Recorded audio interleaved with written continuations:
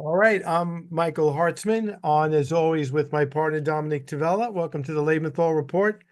How are you, Dom? Doing well and thrilled to be in the same time zone as you, Mike. So this is excellent evening to be on the show. Glad to have you back. It's 5 o'clock for both of us, right? So glad to have you back on the show. Um, so what's been going on the last 2 weeks? We haven't spoken. Um, we're going to try to be polite about this, right? So literally 2 weeks ago, Mike, as you well know, and I'm going to guess our listeners and viewers know, we had a pretty significant correction 2 weeks ago. The markets already were down for the year, and then we had a Thursday based on the Trump announcement of what tariffs are going to look like. The markets went down another 5%. And Friday, just because that wasn't enough, we had a reciprocal announcement by China, and that was another 5%. So the major indices, plus or minus, were down 10% for the week. And then last week, Trump reversed course. Here's a shocker. And announced a 90-day pause on the new tariffs. And we saw a 5% rebound in the market. So a little relief this past week in the markets that it wasn't going to be total doom and gloom. But generally speaking, I think it's a big pause button right now, Mike. And we're still in wait and see mode. So excessive volatility over the last 2 weeks, up and down, or down and on up. Yeah, like as you like to say, I think that um recap was spot on, and I think the reaction, the two words I keep going through my head is the reaction was epic, right? I mean, I don't think that anyone in the Trump administration was expecting that type of negative reaction, especially when they tried to paint it as this great liberating day for the country and its citizens and business owners. And I agree with you. I don't think anything really gets resolved long term. And this is a word you and I have been using a lot. A good friend of ours who manages a ton of money and used with us in a conversation, and that's the word clarity, right? I don't think, like, the bounce backs are great, the sell-offs are nauseating, but I don't think we're anywhere near really hoping or expecting a sustained rebuilding of market values until we get real assurances or clarity that this tariff news or this tariff buzzsaw we wound ourselves up in is basically resolved for the most part. Yeah, Mike, I know it's one of your favorite words in this environment, and I couldn't agree with you more.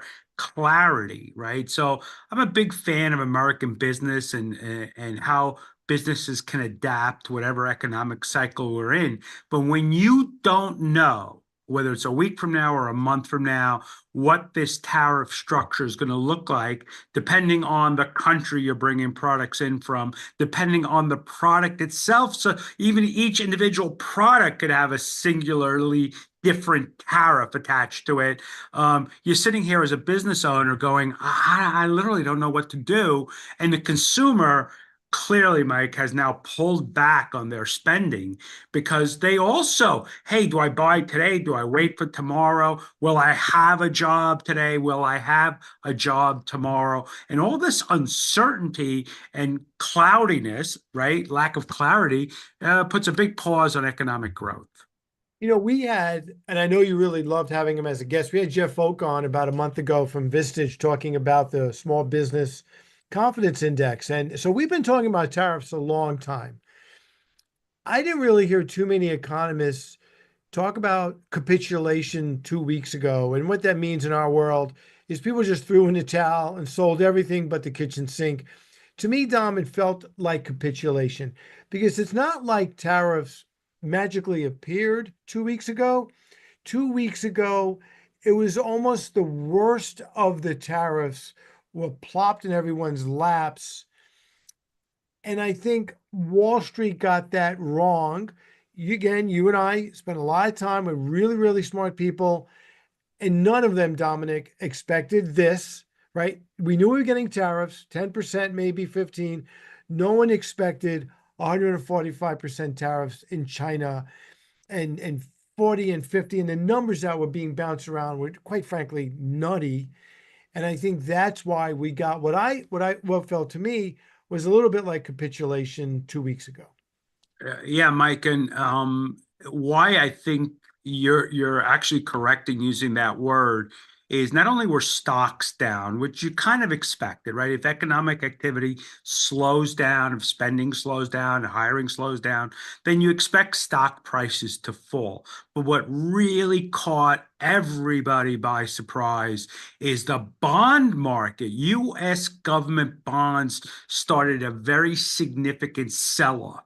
That's where people run to for safety. So people clearly were not only running to US government bonds for safety, they were selling them, Mike. They were getting out of them, which pushed bond prices way down and interest rates way higher, the exact opposite of what you would expect. And that really tells me, hey, that's the fear gauge is going full blown, alarms going off. And I honestly think that's the reason why the Trump administration stepped in, put a pause, because I think we were getting close to systematic failure. And I hate using those words.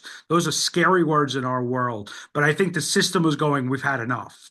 And I think the Trump administration did the right thing, stepped in, put a pause, put a big hold on everything, and at least it lets us all take a deep breath.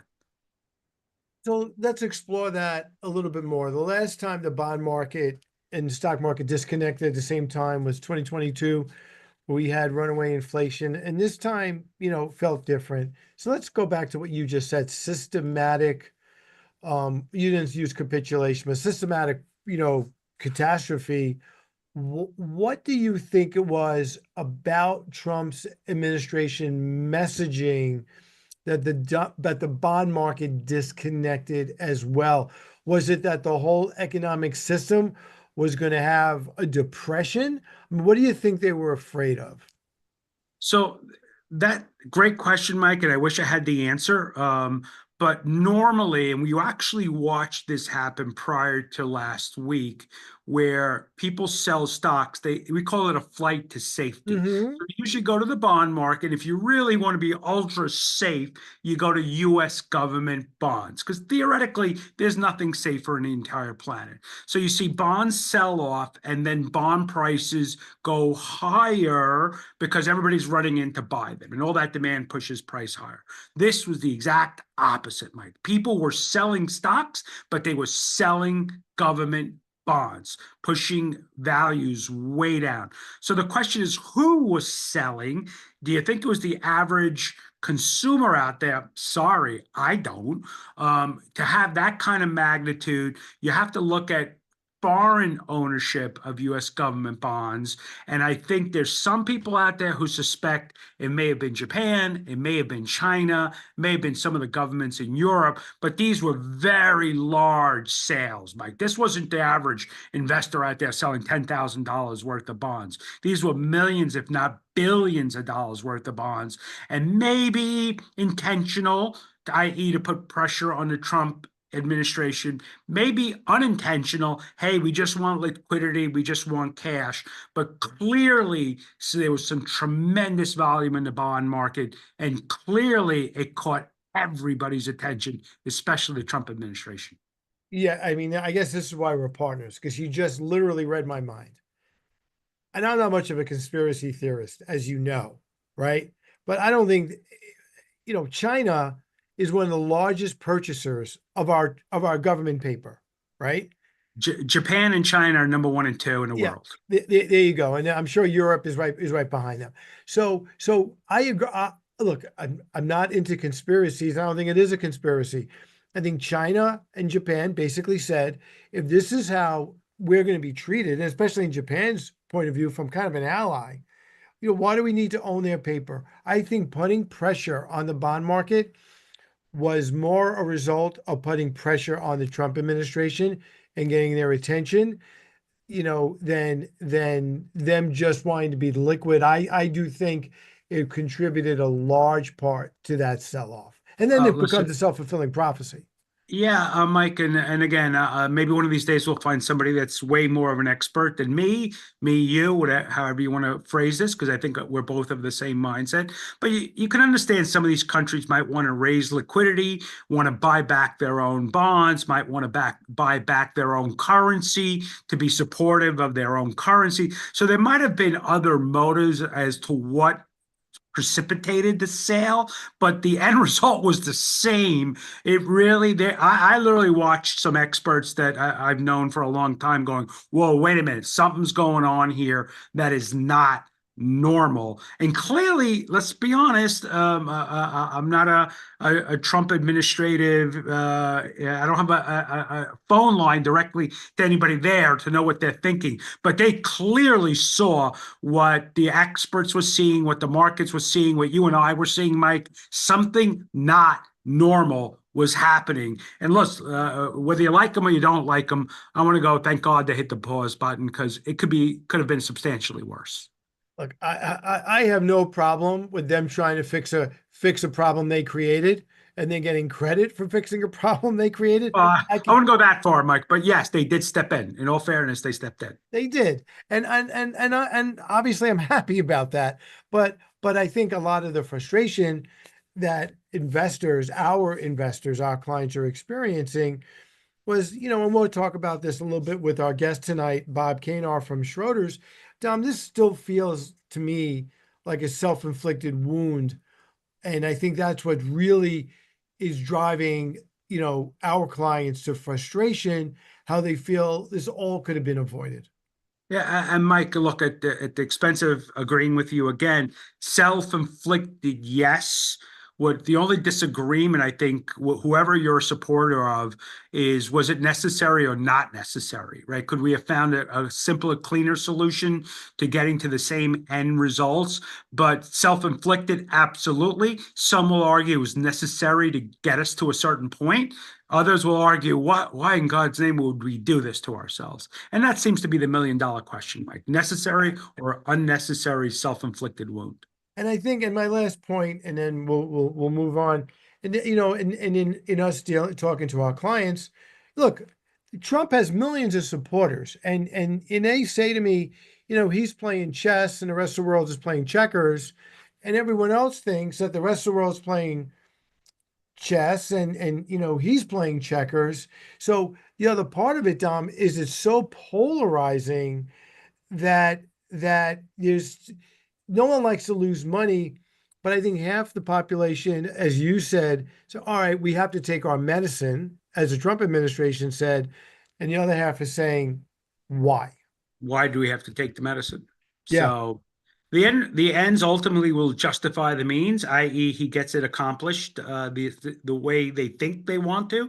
Then we'll look back and go, okay, that really stinks. But again, even if they succeed in getting accomplished what they hope to get accomplished, Mike, was it necessary for us to go through this upheaval, this chaos? And I don't know if we ever get the answer to that, but we have a great guest tonight, and I'm looking forward to continuing the conversation. last point, I just got a news alert on my phone, and I guess the Treasury Secretary listens to our podcast because the headline is Treasury Secretary Bessent said that the next 90 days should provide substantial clarity on tariffs. Come on, man. You cannot make that up. I'd, I'd love to tell you, Mike, I secretly had somebody send you that text or email or whatever you got, but here we go. It's what the market is clamoring for. And one way or another, the market gets what it wants. Exactly. Good point. Look, let's move on. We have a great guest. They don't want to hear from us. We have Bob Kanar from Schroders. He's a CFA. He manages their small and mid cap funds. He's responsible for about 7.5 billion with a B dollars. He has 30 years of experience. It's not his first rodeo either. So we're going to get his insight for the rest of the night, and we'll be right back with Bob Kanar from Schroders.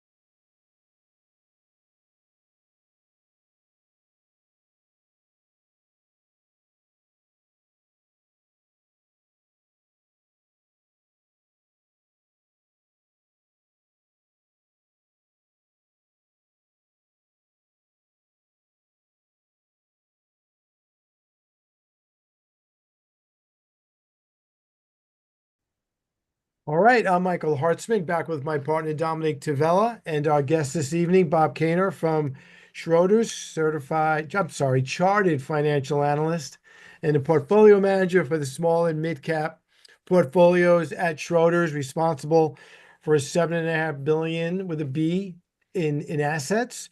So Dom and I have been pretty, Bob, I guess you've been pretty busy lately as well. Yeah, it's been interesting times. Every cycle seems to a little different. They all seem to there's similarities in all of them, but you learn something every day. I think that's what we love about this business is you come in and you learn something new every day. We agree with you, and I know you heard Dom and I in conversation in the first part of the show.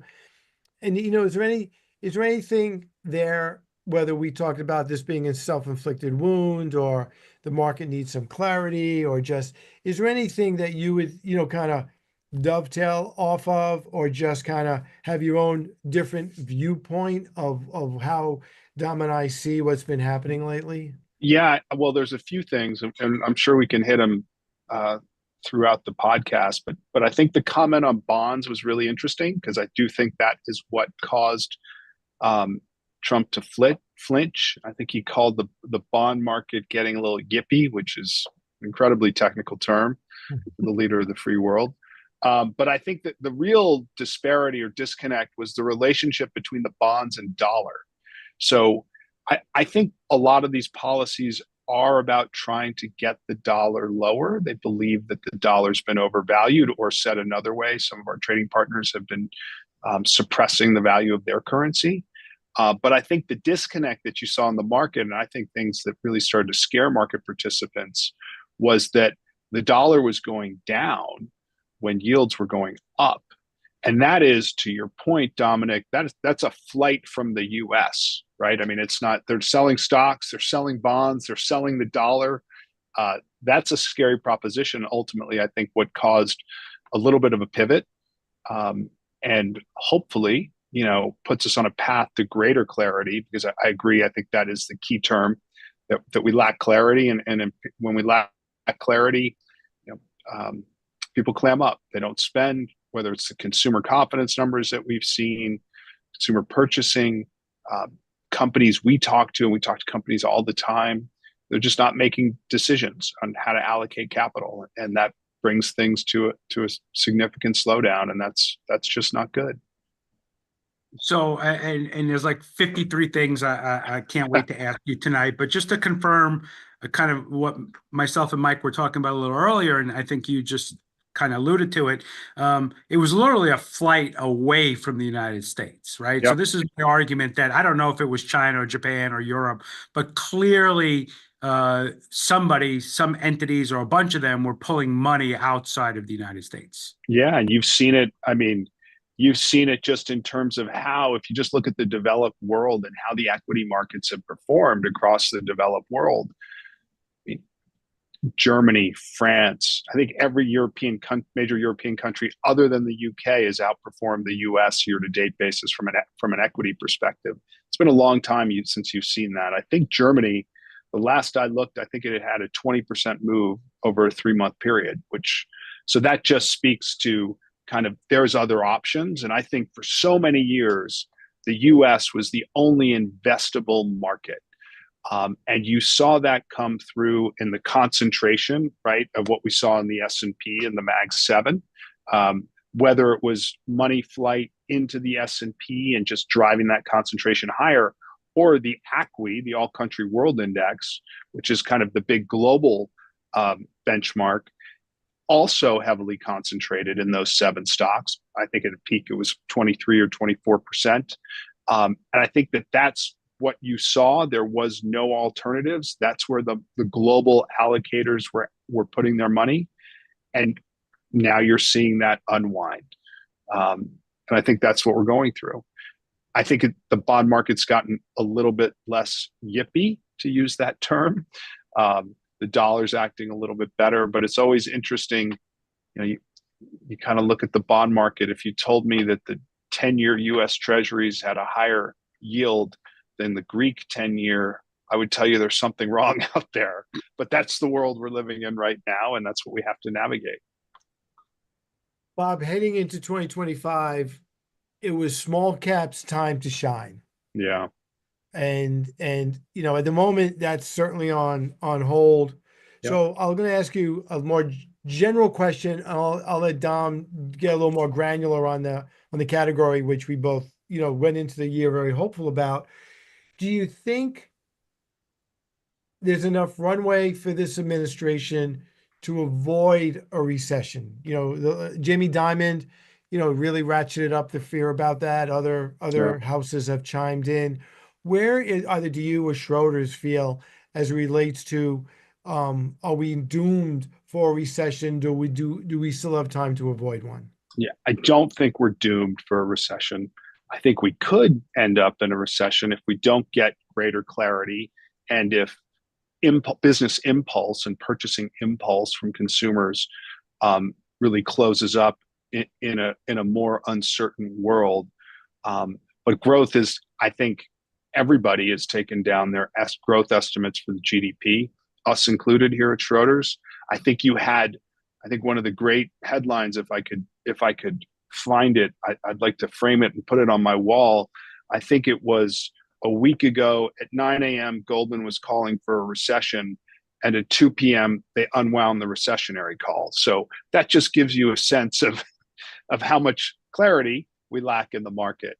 So I don't think we're doomed, but the longer we go on with this kind of muddling along in this uncertain environment where, you know, it's extremely difficult for businesses to manage kind of what they do and allocate capital and make purchasing decisions, you know, the longer that goes on, the greater the risk is. So I am concerned, and I think to your point on small cap, you know, there was this expectation that you were going to see an inflection in small cap earnings growth, and that may still happen, but it is continues to get pushed to the right. And ultimately, that's what matters for the asset class.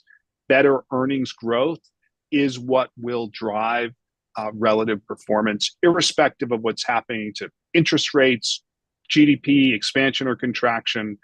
The evidence is crystal clear that when earnings growth is better, the asset class outperforms. But that visibility, we lack clarity, to use that word again, on kind of when that inflection is going to occur. So, Bob, maybe just picking up on that point, small cap, mid cap stocks are very economically sensitive. They're very much Yep, tied they into. are. But you have to believe part of the reason why they have not done well, and I think I'm being polite when I say that, is this expectation that we might go into a recession. So, and most of the major companies are saying, yeah, the probability has gone higher, but still no recession by year end. So are your expectations that we could see a decent rebound by year end? I do think so. We have to get through the next, frankly, you know, 3 to 4 months or the next 90 days. The asset class, and I think it's always important to think about kind of that trade-off between valuation and growth. And I think what's pretty incredible to me is when the market bottomed last week, I think it was the 8th, the Russell 2000, which is kind of the bellwether benchmark for the small cap market, was trading at sub 13 times earnings. And the S&P was still, I think, north of 20.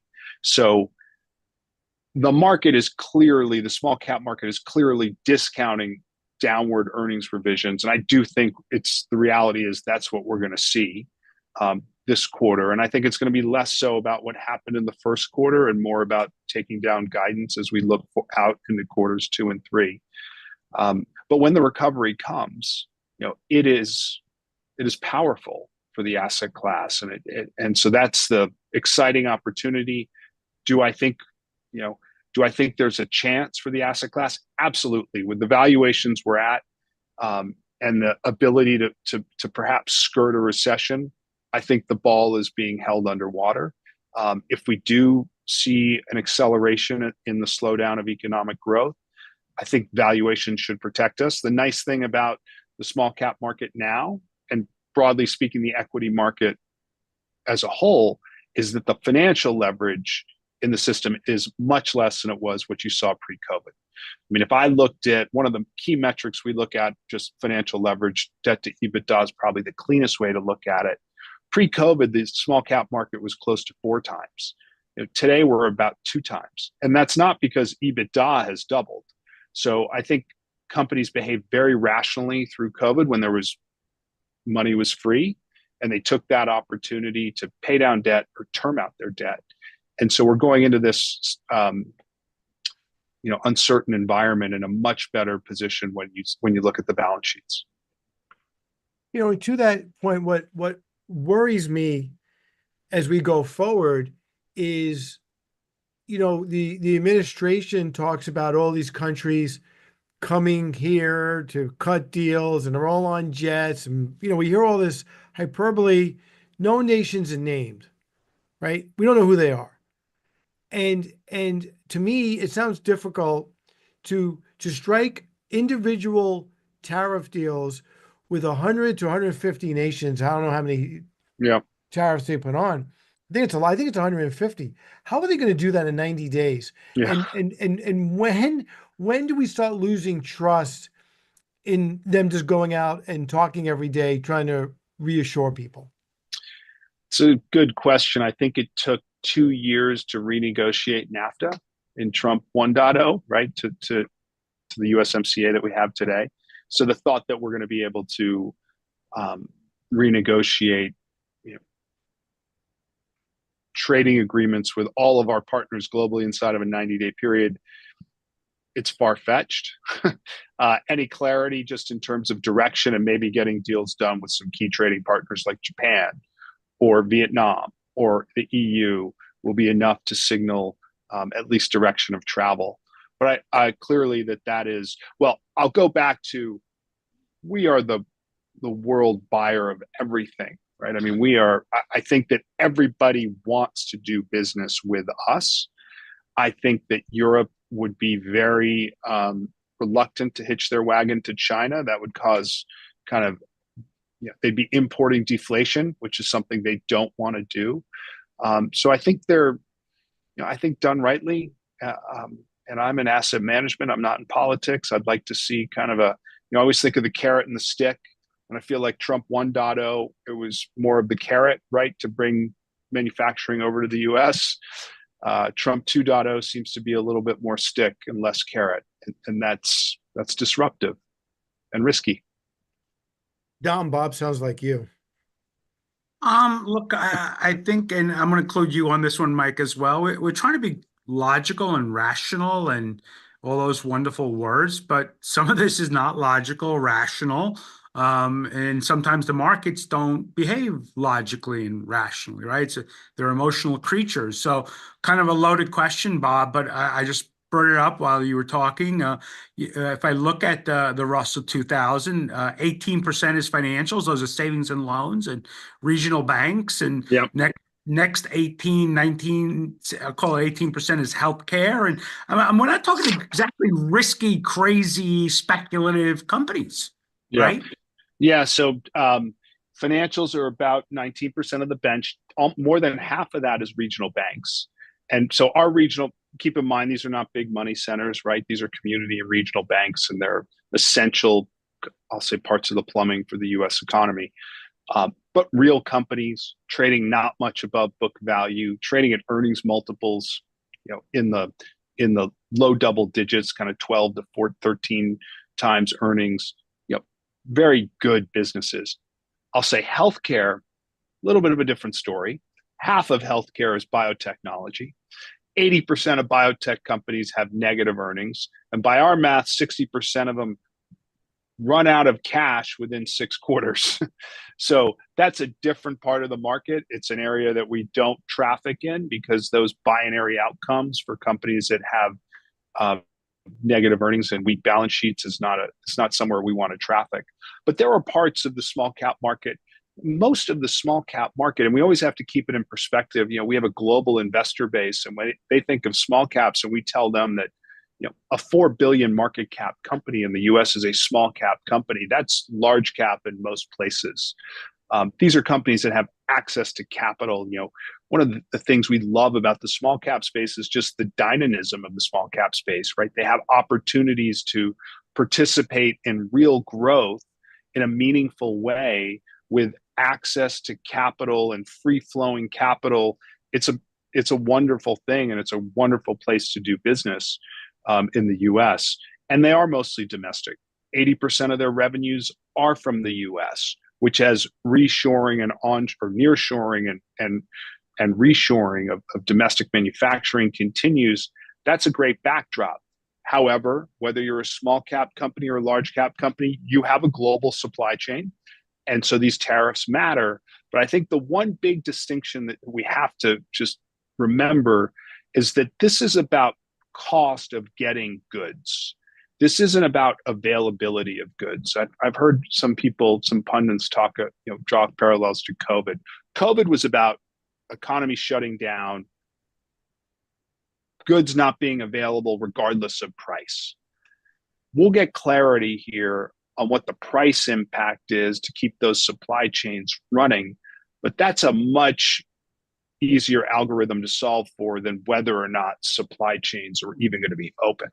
So I think that that's a distinction we just have to, make note of, and I think it's painful and it's noisy, but it's not dire. I mean, I think I shouldn't speak for you. We've all been doing it a long time.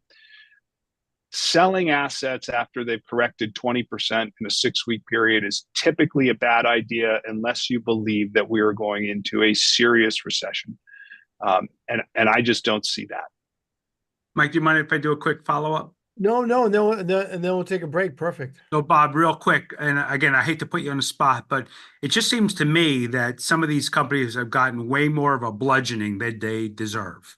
Yeah. I'm just kind of a dumb, high-level opinion. Do you think it's deserved, or hey, maybe it's a little bit, and it might get worse. I appreciate that, Yeah. but you think it's been a little overdone? I think there's been. So this is how I would say it. So we think of the world through a quality lens. And one of the ways we measure quality, we either can look at return on assets, return on capital. And we quintile our market. And the worst return businesses have done really poorly in this sell-off. But there's been virtually no dispersion between the next 4 quintiles, which tells you there's lots of high quality companies that are not being distinguished, right, from the rest. So I do think there's an opportunity in stocks. I wouldn't necessarily say it's time to go run out and buy the small cap market. If you've got a 3-year lens, great, but not everybody does that. But I do think there's been a lot of there's been a very high correlation in the sell-off, and that presents great opportunity for people who are willing to do the work and identify kind of where the high quality companies are that have been sold down to a price that's unsustainable. Just to follow up on what you said about, this would be a terrible time to sell out when stocks are down 20%. I have to give our clients a lot of credit. And maybe it was the experience of 2020 and then again in 2022. Dominic and I have not had to spend a lot of time convincing our clients to hang in there. They're nervous. They want to hear our voices. They want to hear our opinion, but not one of them has said, get me out, where I've had to try to talk them off of that ledge. So I think I think it's their own lived experience more recently. And just having conversations with folks like you, where we can bring that to our clients. And I think it's really helpful because right now I haven't had anyone tell me to get out. Agreed, Mike. We've certainly had a few people that are ultra nervous, but I will say, and maybe this is a great starting point for the next segment, is it time to finally start buying? I've gotten an awful lot of that, Bob. So I'll leave you with that thought for our break, and maybe we could pick that up on the next side of the segment. Wow, not your first rodeo. Great segue. Nicely done. So on that note, let's take a quick break and we'll be right back with Bob Kaner from Schroders.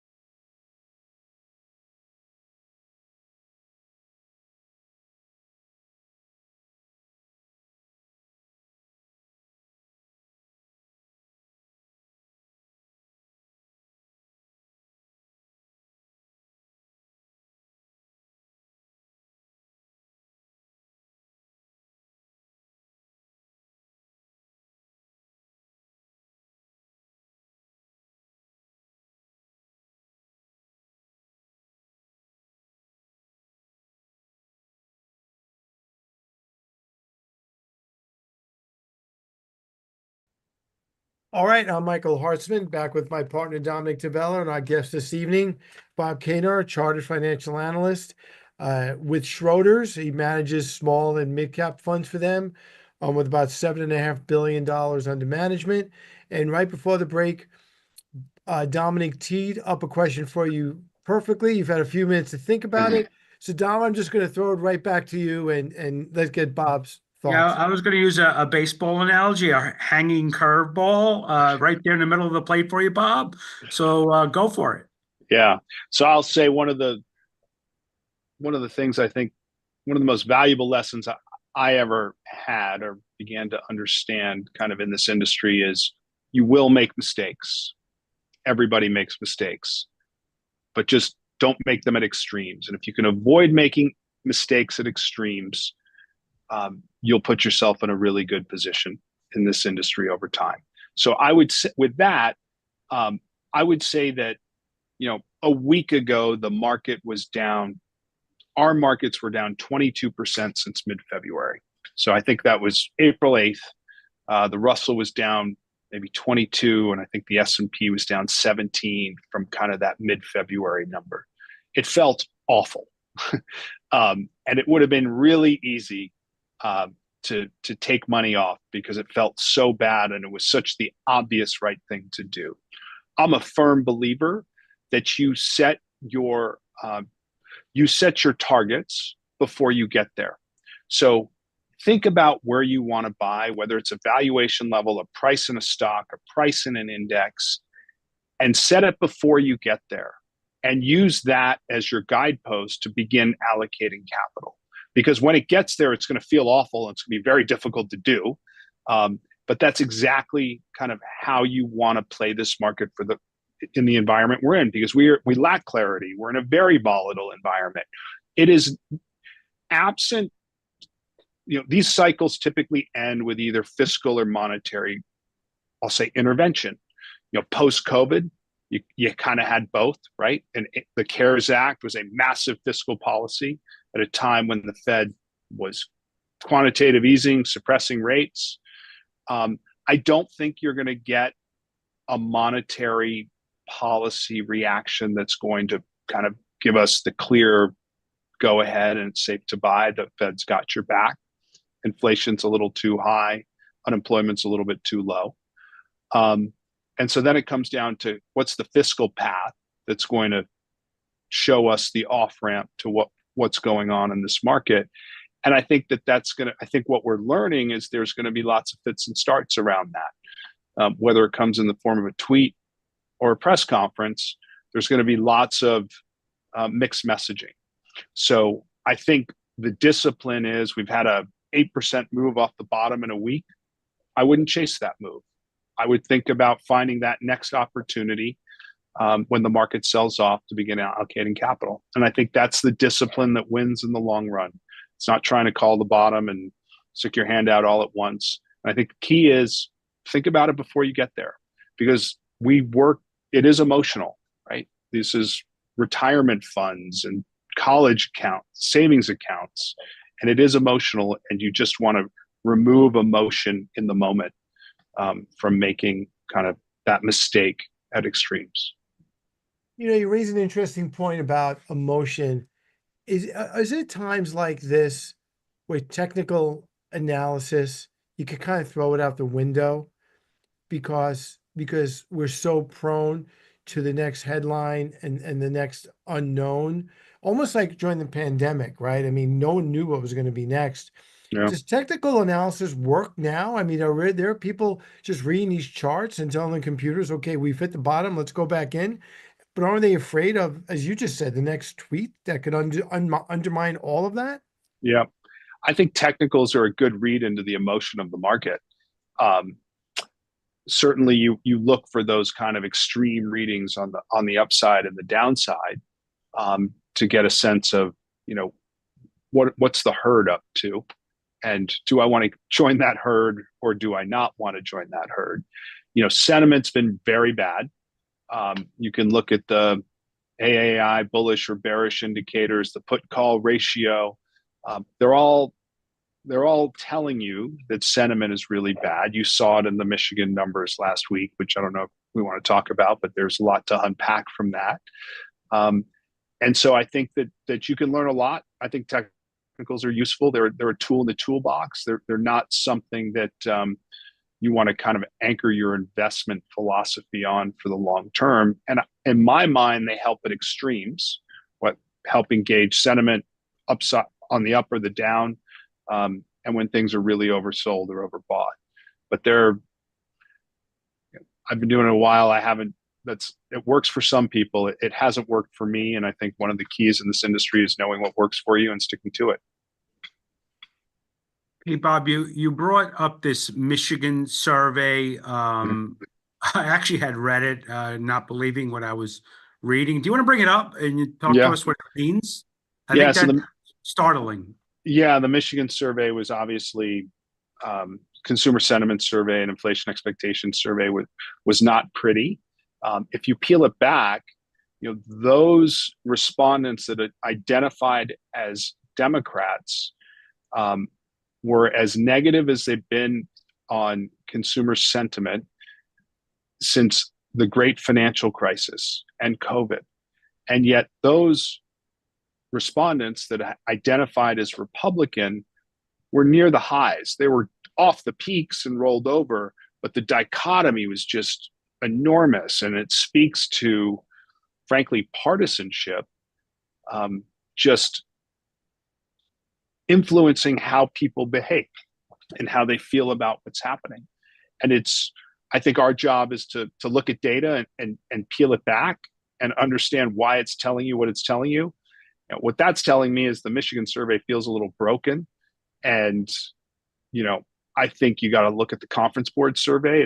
It's proven to be a little bit better because there's lots of data points out there. And sometimes it feels like you're drinking from a fire hose. There's so many, and you got to pick the ones that you think are the most accurate. But I was stunned at that dichotomy. And Dominic, I think you looked at it too and saw something similar.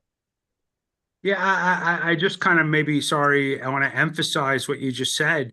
So you're talking about, I know there's a split between Republicans and Democrats, but let's just say 50-50. You got half the country thinking this is as bad as the financial crisis in '08, as COVID, for God's sakes. And Yeah, you would argue that that's pretty depressing stat, and more important, it affects spending and consumer and economic growth, right? yeah, yeah.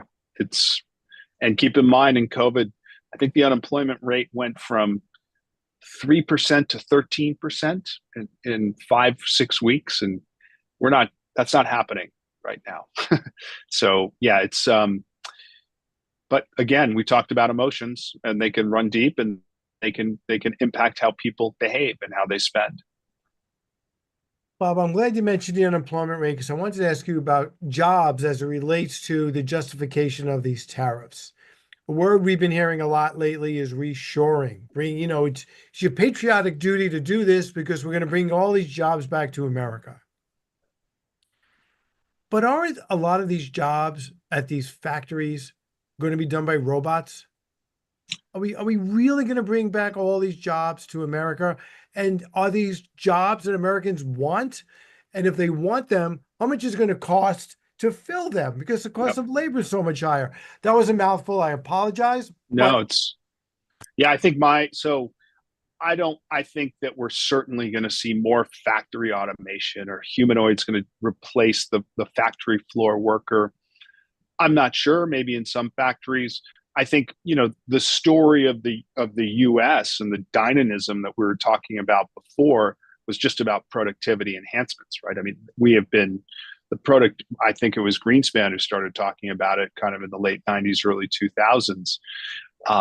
The productivity improvements that we see in the US consistently for decades is one of the real powerful drivers of our economy. So I do think we'll continue to see it.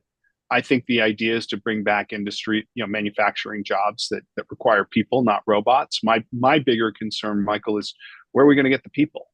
I think you got to get them off the couch. I think there's a lot of people when you talk about kind of the Medicaid savings that they're trying to do without cutting benefits, they're targeting the 28-year-old able-bodied potential worker that's on the couch playing video games that's collecting Medicaid. So I think you got to get people back in the workforce. I think it will require kind of a rethink of our immigration policies. Pendulum swung a little far. I think we've got to find a middle ground, because if we are successful in bringing those jobs back, we're going to need the workers to fill them. Well, And just it's if I can, just a follow up to that. But what about the cost of that labor? I mean, yeah, it's pretty. What I don't know what it costs in Indonesia to have a factory worker versus what it costs here, but I would think yeah, it'd be 4 or 5 times more. yeah. It's going to be inflationary. I mean, it is going to be. It will cost more to build in the U.S. than build in Indonesia. The gap is narrowed, right? I mean, I think you can kind of see how the labor force has shifted out of China into other parts of Southeast Asia, because the wage arbitrage over time closes, and we saw that.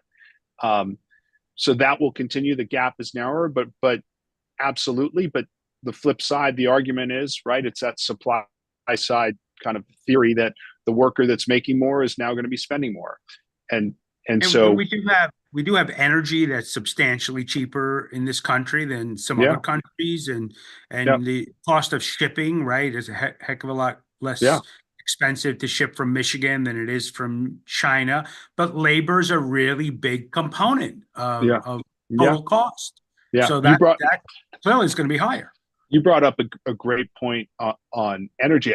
We are the only major global economy that is energy independent in the world, full stop.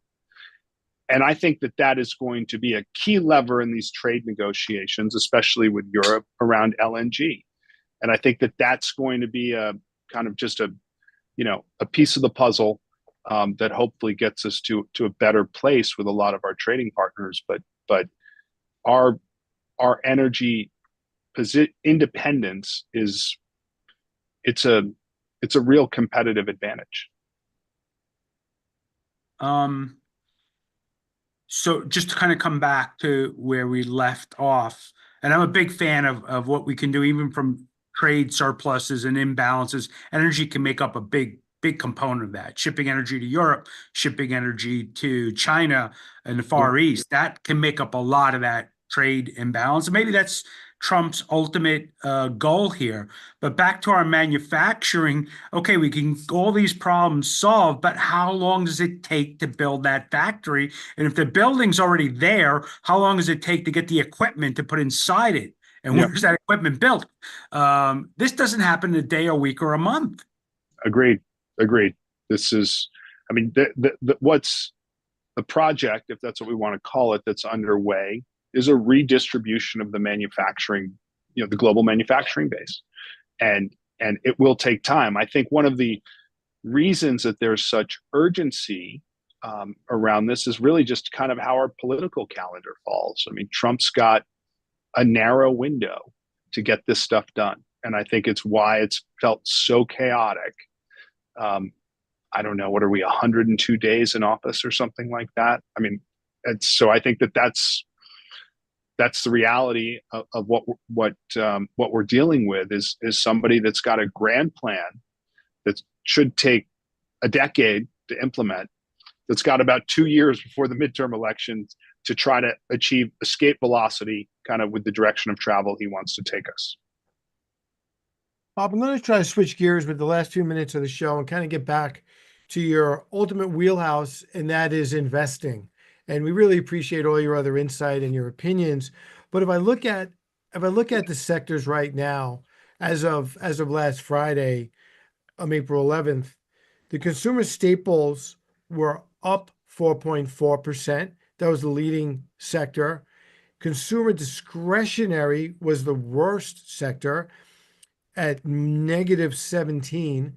So I don't know if I've ever seen both consumer categories so widely apart. And you Yeah, can understand the logic behind it. yeah, So going into the next couple of months, are there sectors that you, even with everything we know, right? And even with the lack of clarity, are there any sectors you're feeling a little better about? yeah, Are there any sectors that's still making you more nauseous than you would stay away from? yeah. And so I'm going to assume you were quoting the S&P there. Yes. Yeah, yeah. So it's a little bit different in the small cap world. Energy is the worst performing area, Okay. and then tech. But there is a big spread. Discretionary is down. This is as of last Friday, was down 20, and Staples was down 2. So Okay. same idea. Yep. But and it's interesting. We were talking about the lack of dispersion that we've seen in the market on the way down, where it's been very sectorized. So classic, own utilities and own staples in periods of uncertainty or where we lack clarity, sell tech, energy, discretionary in those environments. Within those, there hasn't been much dispersion of the consumer discretionary companies that might be in a better position than others. I think discretionary is really hard, especially because so much of it is apparel. And I don't think apparel is going to fall into one of those essential categories that's is going to require an exemption. So we've been very underweight consumer discretionary. We're struggling to find interesting ideas there.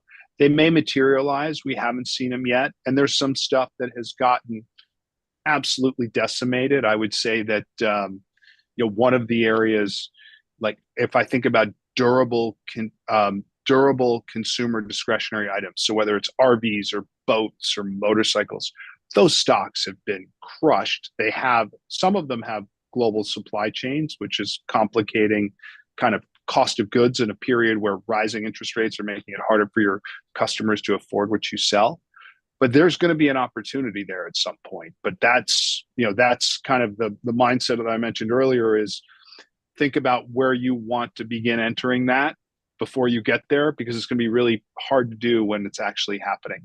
One of the areas that I think is most interesting to us is I'll say non-biotech healthcare. You're starting to see Medicare and Medicaid reimbursement relief. These are industries that had lots of cost challenges during COVID, because nurses were so hard to find, and it's taken a very long time for those costs to normalize. Top line growth is fairly consistent, but it's actually better with reimbursement headwinds going away. So you've got improving top line that's fairly stable, and I'll say somewhat independent of what's happening in the broad GDP environment, coupled with a favorable cost backdrop. So I think non-biotech healthcare has been an area we've been interested in. I'll say one area that I think is underappreciated what's happening is the telecom equipment area. So this is not AI, this is not data center, this is classic carrier spend.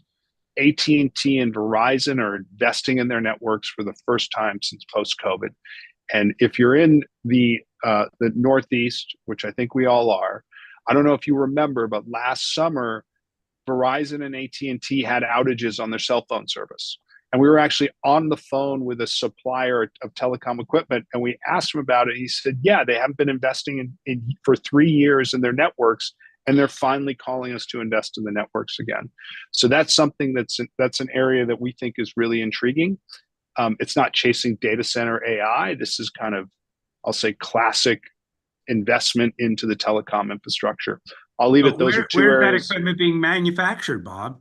That's a good question. So some of it's in the U.S., a lot of it's in the U.S., but some of it's coming from Taiwan, right? In the form of optical modules and components that are, for the moment, exempt. We'll see, but these are small. And one of the niches we always think about is optical component is a small percentage of the cost of goods, right? When you go to a central office and in the telecom network, and so we like those models because you can get price without impacting the total cost of the deliverable. So that's appealing to us. So those are two areas I would tell you that are interesting to us, and where we have, I'll say, significant overweights in our portfolios. Bob, I think that's a great place to put a lid on this. We're out of time, and you are our first guest since Liberation Day 2 weeks ago, and we appreciate you giving us your perspective and your transparency and your clarity tonight. We thank you.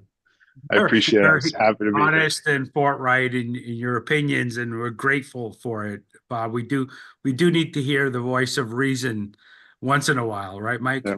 Yes, absolutely. And we will be back next week with another edition of the Lebenthal Report. Have a good